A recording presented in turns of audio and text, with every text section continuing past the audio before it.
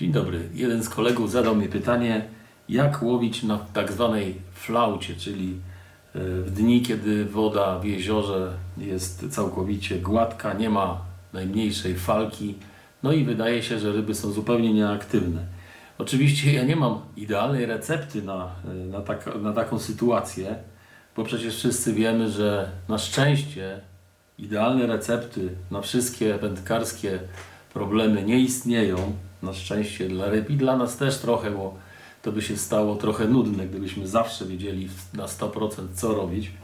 No ale postaram się podzielić z Wami moimi przemyśleniami na ten temat, bo nie zawsze musi ta flauta oznaczać kompletne zero, jeśli chodzi o wyniki wędkarskie. Jeśli jesteście zainteresowani tym tematem, to zapraszam. To pytanie zadał mi kolega Eryk, który, jak widzę, jest stałym gościem na moim kanale, za co mu bardzo dziękuję. I kolega Eryk pyta tak. Witam, byłem dzisiaj rozpocząć sezon szczupakowy. Niestety nie zdążyłem poskładać swojej jednostki pływającej, to jest pontonu, stąd zmuszony byłem zaatakować z brzegu. Rozpocząłem skromnie, bo szczupaczkiem 50 cm. Warunki trudne, woda prześwietlona. Może sprzeda Pan jakieś triki podczas łowienia na flaucie? Czy da się skusić szczupaki, które są wtedy często wyłączone?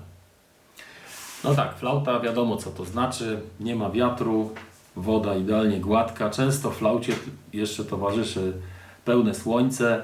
No i to jest właściwie komplet tych nieszczęśliwych zbiegów okoliczności, jeśli chodzi o pogodę dla wędkarza, bo zwykle faktycznie wtedy jest bardzo trudno przechytrzyć ryby, niezależnie od gatunku, niezależnie zresztą czy to są drapieżniki, czy to są ryby spokojnego żeru. Dlaczego tak się dzieje? No jest kilka czynników, które na to wpływają.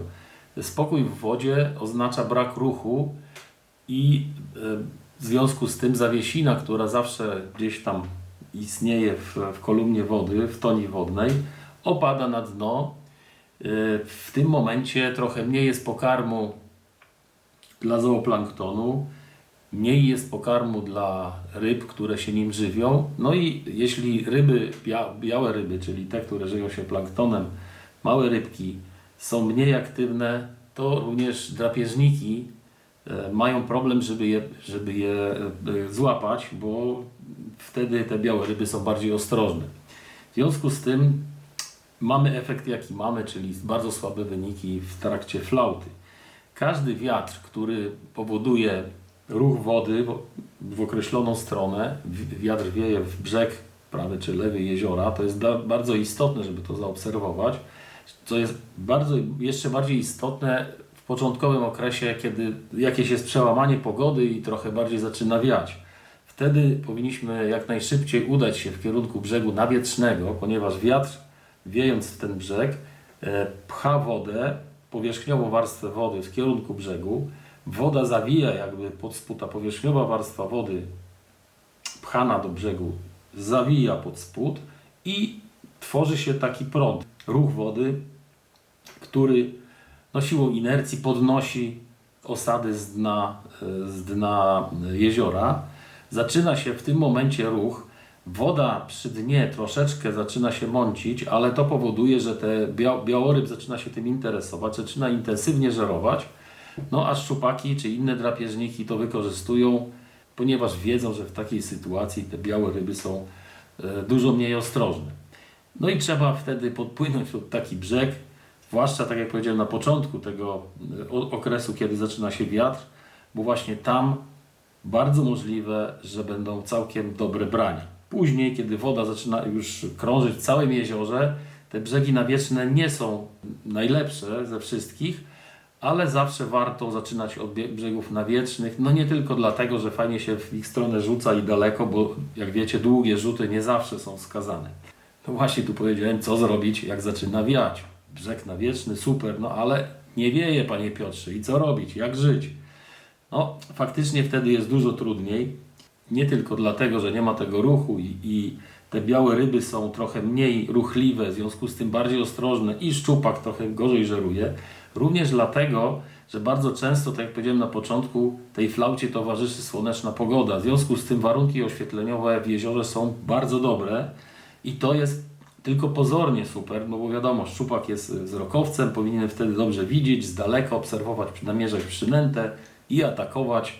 W związku z tym powinniśmy mieć wrażenie, że tych szczupaków jest więcej, bo po prostu atakują z większej odległości. To wszystko prawda, ale z drugiej strony szczupak bardzo dobrze widzi również różnicę między naturalną przynętą, a to, co my tam wrzucamy. Nie wiem, czy kiedyś obserwowaliście, jak wyglądają przynęty sztuczne pod wodą. Trzeba zanurkować i popatrzeć sobie, jak to wszystko wygląda. Uwierzcie mi, że nie wygląda to jakoś mega przekonująco, delikatnie mówiąc. No, jeśli stoimy na łódce, puścimy sobie jakąś fajną przynętę, czy to będzie slider, czy to będzie fajny crankbait, czy to będzie guma, taka bardzo naturalna w kształcie i wielkości i tak dalej, w kolorach, to wygląda to całkiem nieźle. Natomiast z pod wody, uwierzcie mi, o wiele gorzej. Oczywiście, dlaczego szczupaki atakują tą czy inną przynętę w takich czy innych okolicznościach, moglibyśmy dyskutować naprawdę wiele godzin. No i znowu, raczej na pewno nie znaleźlibyśmy wytłumaczenia wszystkich historii, których byliśmy świadkami podczas łowienia tych drapieżników.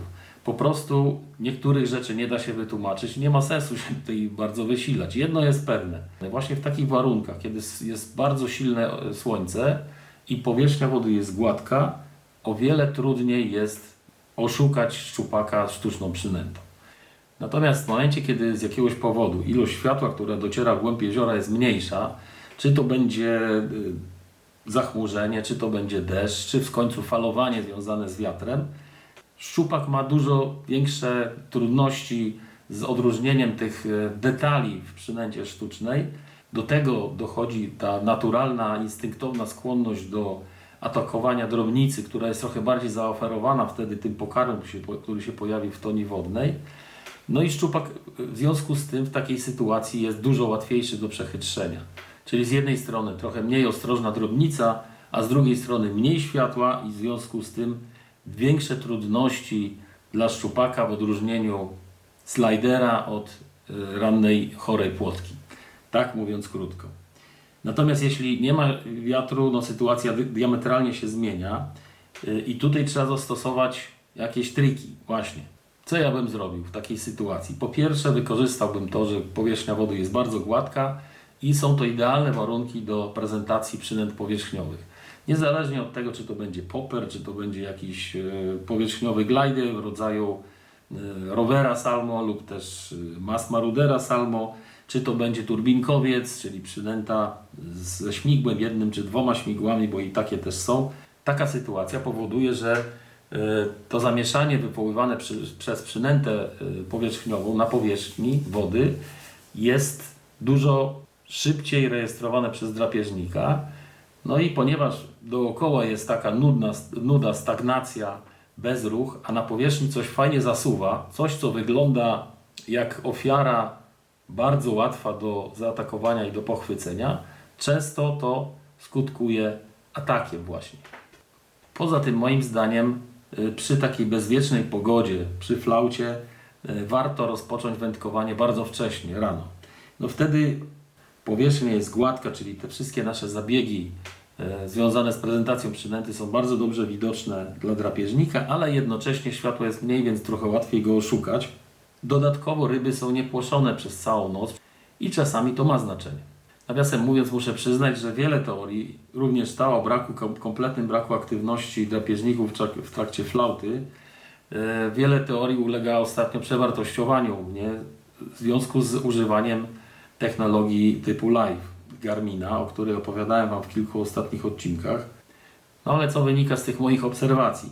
Więc po pierwsze, rzeczywiście pomimo tej dużej ilości światła pod wodą, co powinno pomóc drapieżnikowi w namierzeniu przynęty z dużej odległości i w związku z tym ataku z dużej odległości, drapieżniki są mniej skore do właśnie takich dalekich wypadów. Im jest większa flauta, tym bliżej trzeba zaprezentować drapieżnikowi przynętę. To już nawet nie chodzi o to, że musi być metr czy 1,5 metra najdalej obok drapieżnika przeprowadzona. Nawet wyobraźcie sobie, że duże znaczenie ma to, żeby przynęta pojawiła się przed pyskiem drapieżnika, a nie za ogonem. bo oczywiście nie zawsze można rozpoznać, obserwując monitor echosondy, czy przynęta idzie koło pyska ryby, czy wręcz przeciwnie, koło ogona. Bo w momencie, kiedy ryby są bardzo aktywne, no to wiadomo, w momencie, kiedy przynęta spada jej na głowę, drapieżnik często skacze do góry nawet kilka metrów, atakuje ją bezpardonowo. Tak samo jeśli przynęta pojawi się 2-3 metry nawet za rybą, to często szczupak się odwraca, dogania przynętę i atakuje. W momencie, kiedy jest flauta, mamy sytuację trochę trudniejszą, bo musimy jeszcze zgadnąć na podstawie obserwowania tych odczytów na monitorze echosondy, z której strony jest głowa ryby. Tak jak już kiedyś mówiłem, w przypadku Garmina, systemu LiveScope Panoptix, to akurat można dość łatwo zaobserwować, ponieważ głowa drapieżnika świeci się dużo mocniej. Jest to związane z tym, że oczywiście sygnał jest mocniejszy, głowa jest masywniejsza, dużo tam jest więcej tego twardego w cudzysłowie niż w przypadku ogona.